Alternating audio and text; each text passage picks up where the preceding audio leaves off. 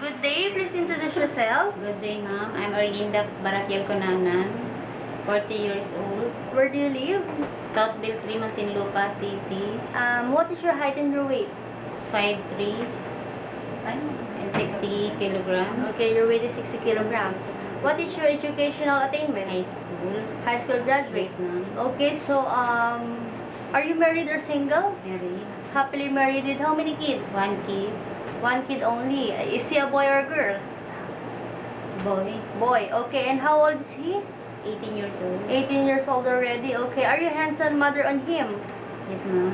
Okay, so you're the one taking care of him since his birth. Yes, ma'am. Okay, what are the things that you do? I'll take care of my child. Okay.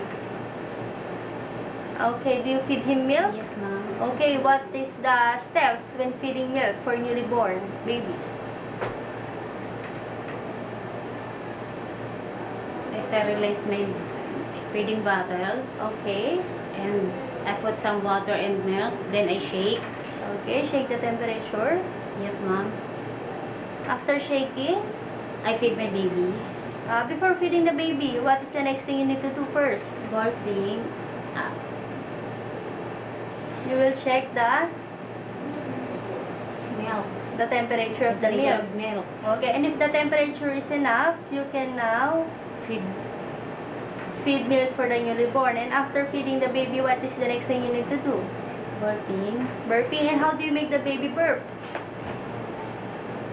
How do you make him burp? What is the thing that you need to do?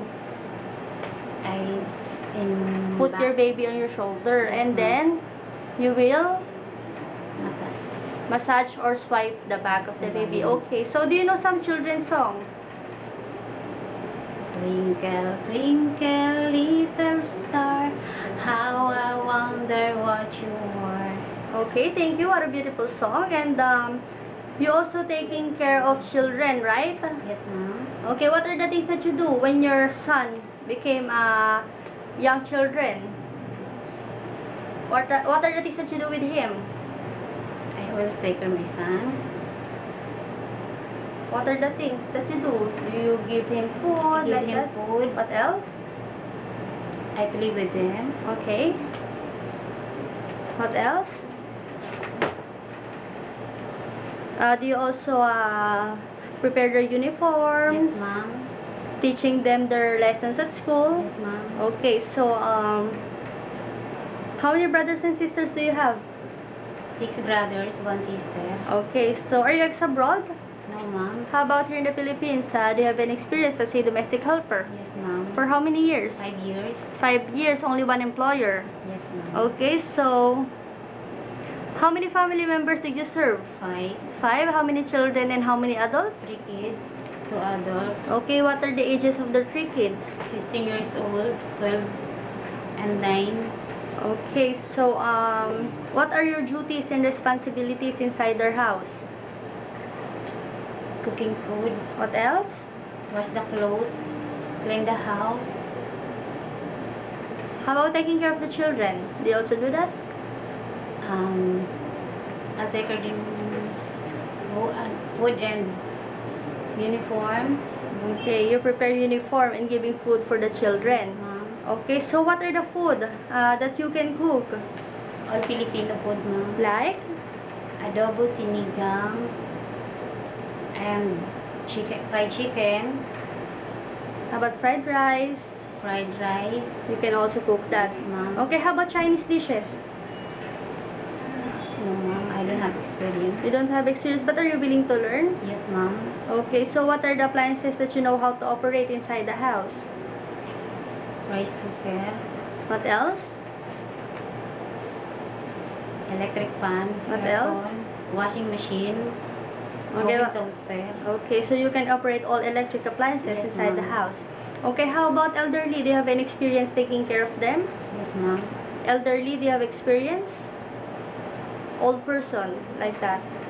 My do you mother, experience ma'am. your mother? And how do you take care of your mother?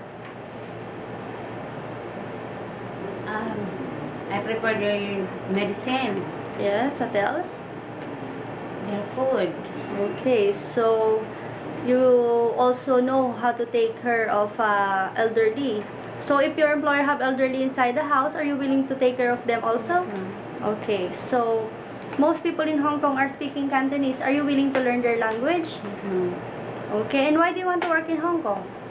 For family needs. For your family needs. Yes, ma'am. Okay, so do you have any message to your prospective employer? Yes, ma'am. Okay. Good day, ma'am.